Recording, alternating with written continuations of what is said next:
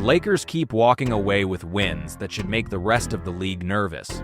But anyone watching closely can feel that something is off beneath the surface, because nothing about the way they are scraping by actually resembles a confident contender. Their latest escape against the Utah Jazz proves it more clearly than anything else, because the Lakers were nearly run off the floor in the final minutes and only survived because Utah's final shot missed at the buzzer. Yet the broadcast and the headlines afterwards celebrated a single LeBron highlight as if that erased the panic this team felt for most of the night. On paper, the Lakers are stacking victories, but every one of those wins looks more like an illusion created by fragile chemistry and barely enough luck to get by. If you strip away the bright graphics and the polished analysis, what you find is a team hiding massive cracks that could explode the moment the season's pressure truly begins. The box score alone tells a story the Lakers do not want to acknowledge, because they are sitting near the very bottom of the league in three-point shooting and ranking around 26 in percentage, which is the kind of number that usually sends a franchise into full chaos. The only reason they avoid constant criticism is because they take so few threes that the percentage does not completely bury them. And instead, the narrative focuses on their high overall field goal percentage, which sits slightly over 50% and ties them with the Nuggets for the best mark in the NBA. That statistic allows fans to pretend everything is fine, but it is deeply misleading because most of those mags come from inside 3 feet and inflate the sense that the offense is more stable than it actually is. The Lakers' offense is not built on shooting skill or modern spacing, but on transition chances, interior scoring, and a few bursts of energy that hide how limited the system feels when forced to play in a slow half-court setting. Anyone who has watched them for more than a few games can see that the trends do not match the wins, and the reason is about to become even clearer. Inside the locker room, the Lakers keep emphasizing their unity because JJ repeatedly praises the togetherness of the group and highlights how the bench players celebrate every positive moment regardless of their own minutes or roles, which sounds inspiring but also feels like the kind of message a team leans on when the on-court product is not convincing enough to speak for itself. Chemistry has genuinely kept the Lakers alive through stretches where their shooting fell apart, their rotations became inconsistent, and their decision-making collapsed in the fourth quarter. JJ insists the team simply adjusts to whatever the game requires, but that only works when all the major pieces fit together cleanly. For a few brief weeks, that illusion felt real because the Lakers were playing without a certain superstar slowing their pace or disrupting the balance, and the younger players looked sharper, freer, and more confident. That small window of harmony did not last long, and everyone knew why the moment he stepped back onto the court. LeBron returned and admitted openly that he had no real training camp and no extended practice time with the team, which means he is effectively trying to rejoin an evolving system on the fly.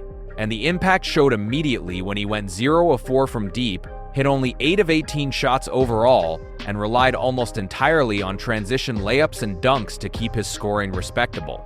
His style still produces impressive highlights for the cameras, but the efficiency looks far less impressive when you factor in how many possessions stall when he controls the pace and forces himself into shots he is not hitting.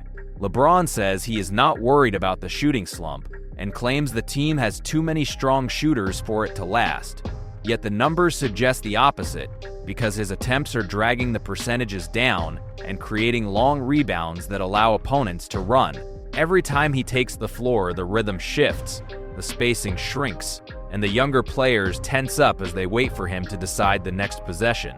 At first glance, his scoring totals look acceptable, but the deeper metrics reveal the problem that the team cannot keep hiding. The plus-minus numbers expose the story more brutally than any eye test because LeBron recorded a -14 against Utah despite the Lakers winning by 2, and that kind of disparity shows how drastically the team's performance dips whenever he enters the game.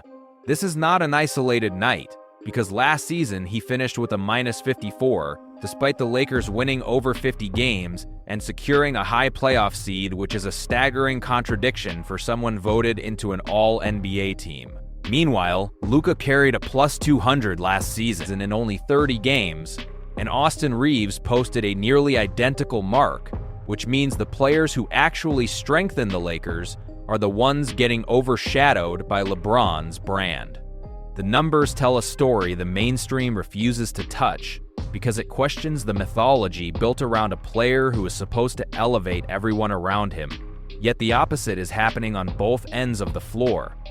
Any honest breakdown shows that when LeBron plays the Lakers slow down, give up runs, and lose momentum, and when he sits the team regroups, builds leads, and looks modern again, it is the kind of pattern that becomes impossible to ignore once you start tracking it across games. The strange part is that sports media completely avoids this conversation, because the moment you open ESPN's page after a Lakers game, you are greeted with a clip of LeBron gliding for a dunk, rather than any footage of the possessions where he took early clock threes, missed defensive rotations, or stalled ball movement. Highlight culture protects the narrative by distracting viewers with one impressive moment while burying the dozens of decisions that cost the team points. It is not an accident that the broadcast rarely mentions his plus-minus or his declining defensive presence, because those numbers do not support the myth that he is still the engine of the franchise.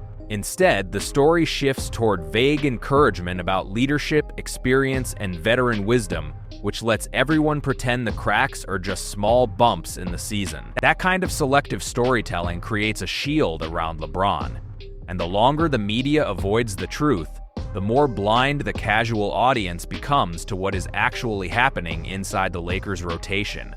The bigger issue is that the Lakers are not built to survive major injuries or extended struggles, because DeAndre Ayton went down recently, and if he misses any real time, the interior defense collapses instantly, since he anchors the backline more reliably than anyone else on the roster.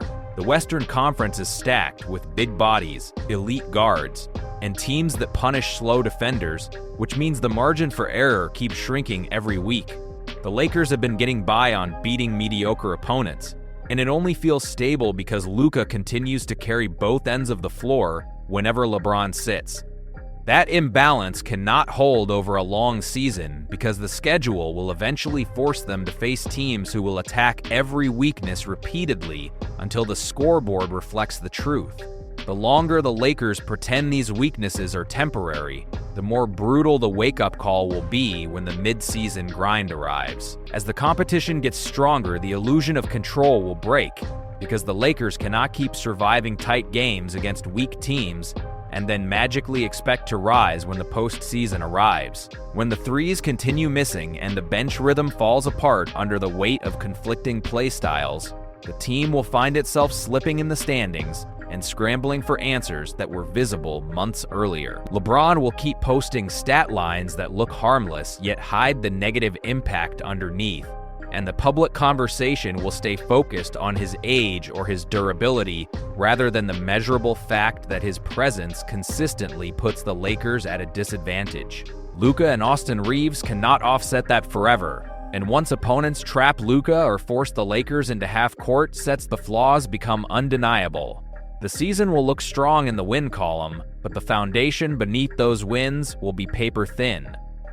The truth behind the Lakers season is not that they are a tough veteran squad finding ways to win, but that they are a fragile team carried by a few younger players, while the biggest name on the roster quietly drags them in the opposite direction. The numbers expose it, the eye test reinforces it, and the narrow victories confirm it, because every close call tells a story about a team surviving despite its superstar, rather than because of him. If the Lakers ignore the warning signs and rely on media narratives to protect the illusion, the ending will be predictable, because they will secure a top seed, enter the playoffs full of confidence, and then fall apart the moment they face a real contender. The Lakers fans deserve honesty, and the season will reveal it soon enough, because the problems everyone keeps avoiding are growing louder with every game.